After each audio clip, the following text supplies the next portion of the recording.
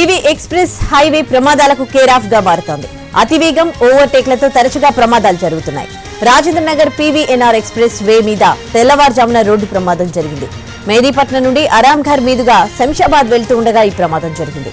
Pillar number 296 మలుపు వద్ద వేగంగా వచ్చి డివైడర్ ను ఢీకొట్టి పల్టీలు కొట్టింది థార్ కారు. ఈ ఘటనలో కారులో ప్రయాణిస్తున్న గణేష్ అనే యువకుడు స్పాట్ లోనే ప్రాణాలు విడిచాడు. మరో ముగ్గురికి తీవ్ర గాయాలయ్యాయి. ప్రమాద సమయంలో కార్ స్పీడ్ 150లో ఉన్నట్లుగా తెలుస్తోంది. ప్రమాద సమాచారం అందగానే పోలీసులు, జీహెచ్ఎంసీ సిబ్బంది స్పాట్ కు చేరుకున్నారు. వెంటనే ట్రాఫిక్ ను క్లియర్ చేశారు. క్రేన్ సాయంతో రోడ్డుకు అడ్డంగా ఉన్న కారును తొలగించారు. ప్రమాదం సమయంలో కారులో మొత్తం 4 ఉన్నట్లు తెలుస్తోంది.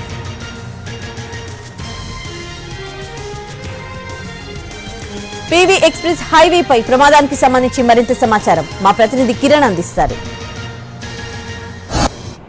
Rajendra Nagar PVNR highway express పై ఘోర రోడ్డు ప్రమాదం సంభవించింది. తెల్లవారుజామున 4 గంటల ప్రాంతంలో తార్ జీపు అత్యంత వేగంగా వచ్చి పీవీఎన్ఆర్ హైవే ఎక్స్ప్రెస్ పై ఉన్న డివైడర్ ఢీకొని అడ్డంగా పల్టీలు కొట్టింది. ఈ ప్రమాదంలో గణేష్ అనే యువకుడు స్పాట్లోనే మృతి చెందాడు. ఇదే స్పాట్లో ప్రస్తుతం 295 పిల్లర్ నెంబర్, ఇది ఆరాంఘర్ చౌరస్తా, ఈ కర్వ్ దగ్గర చాలా స్పీడ్గా వచ్చి ఆ తార్ జీపు అత్యంత వేగంగా రావడం, అలాగే ఈ పక్కకే ఉన్న డివైడర్ను ఢీకొట్టి ఇక్కడ నుండి సుమారు 50 మీటర్ల దూరంలో కారు పల్టీలు కొట్టింది. 6 పల్టీలు కొట్టిన తర్వాత ఇదే స్పాట్లో ఉన్న ఈ స్తంభాన్ని పోల్ని కూడా ఢీకొట్టింది.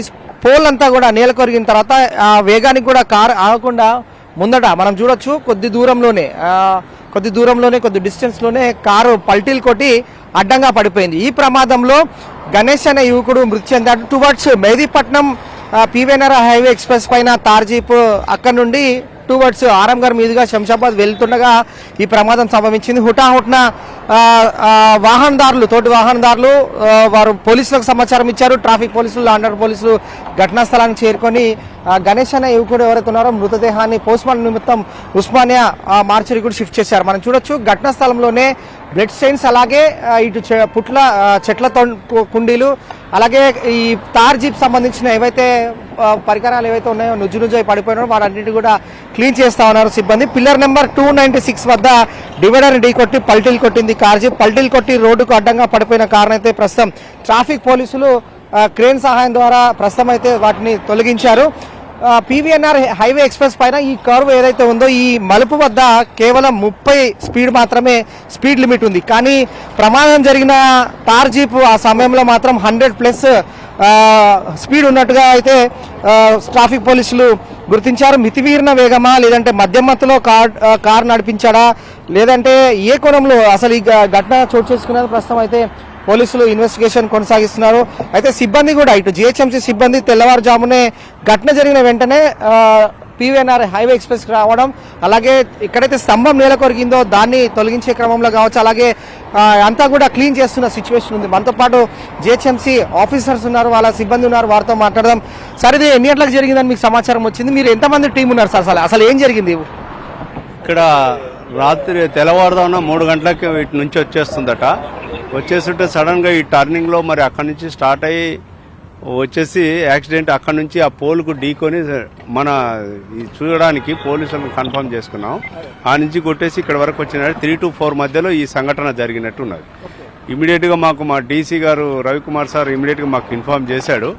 ఆ చేసిన వెంబడే మేము మా టీంలనంతా తీసుకొని వచ్చేసి ఇమీడియట్గా దీన్ని ట్రాఫిక్ క్లియర్ చేయడానికి ప్రతి ఒక్కటి మేము చర్యలు తీసుకొని క్లియర్ చేస్తున్నామండి.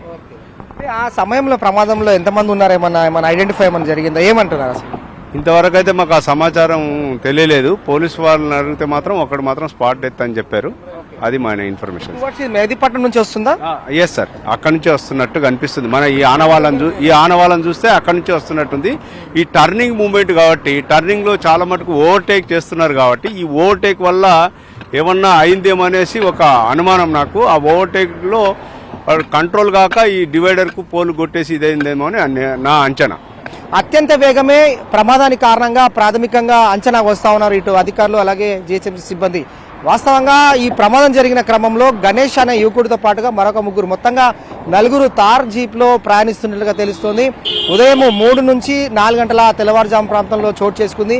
పీబీ హైవే ఎక్స్ప్రెస్ పైన ఈ సాధారణంగా అంటే వెహికల్స్ చాలా ఓవర్ స్పీడ్ చేయడం, ఓవర్టేక్ చేయడం వల్లనే ఇలాంటి క్రౌస్ వద్ద ప్రమాదాలు చోటు చేసుకున్నట్లుగా అధికారులు అంచనా వేస్తున్నప్పుడు మాత్రం వాహనదారులు స్వీయ నియంత్రణ లోపం వల్లనే ఇలాంటి ఘోరమైన రోడ్డు ప్రమాదాలకు కారకులు అవుతా ఉన్నారు. ఇది ఇక్కడ తాజా పరిస్థితి. Vote studio.